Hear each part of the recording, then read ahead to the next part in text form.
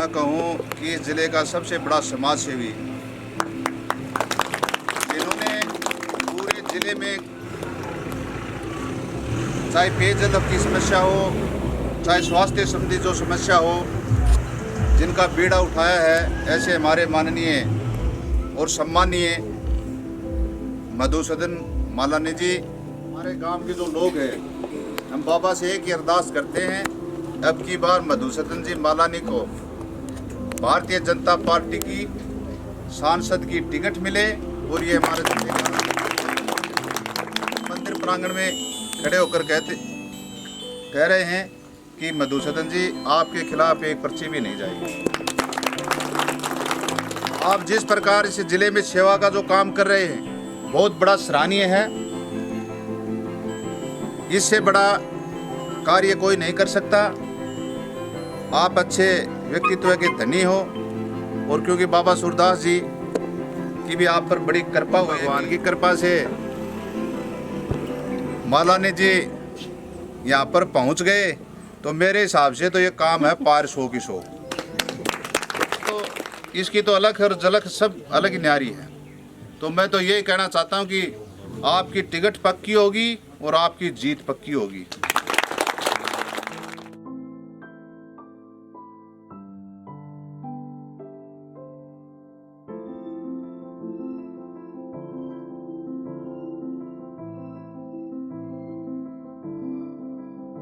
भारत माता की वंदे मातरम। जो जीवन की शुरुआत है, आज हमारी मातृशक्ति यहाँ बैठी है।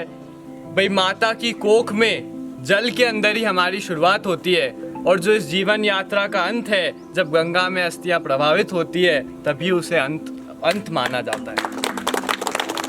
तो जल से ही जीवन की शुरुआत है और जल से ही उसका अंत है। और गुरु का जब सानिध्य मिल जाए तो जीवन की बेड़ा पार। हमारे शास्त्रों में गुरुजी ने एक बहुत सुंदर सा वर्णन किया था, आज मैं आपके समक्ष उसे रखना चाहूँगा।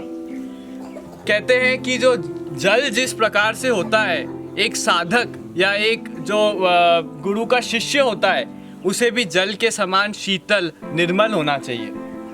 और गुरु को दूध की तरह शुद्ध पवित्र कहा गया। जब दूध और जल का एक साथ मिश्रण होता है, तो वो अपने आप में एक रस हो जाते हैं, अद्वैत हो जाते हैं। उनमें द्वैतता नहीं रहती, वो अलग अलग नहीं होते।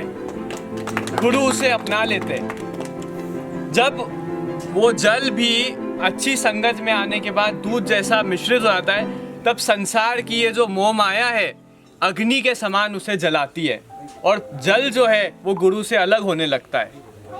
इसको देखते समय माताएं, आपने देखा होगा, जब चूल्हे पे अपन दूध गर्म करते हैं तो गुरु को क्रोध आ जाता है, दूध उफनता है, वो अग्नि को जलाने के लिए, बुझाने के लिए। तो ये है गुरु की कृपा।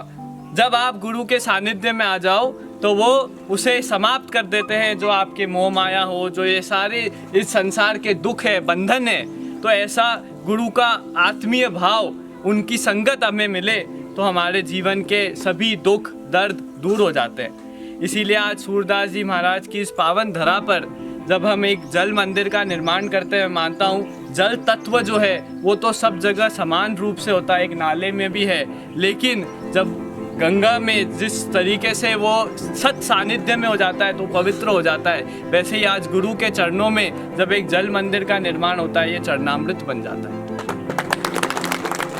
मेरे सभी भाई बहनों, माताएं, बुजुर्गों से मैं यही आग्रह करूंगा कि इसका ज़्यादा से ज़्यादा हम सब लाभ उठाएं, ताकि गुरु का एक आशीर्वाद भी हमारे साथ हमेशा रहे।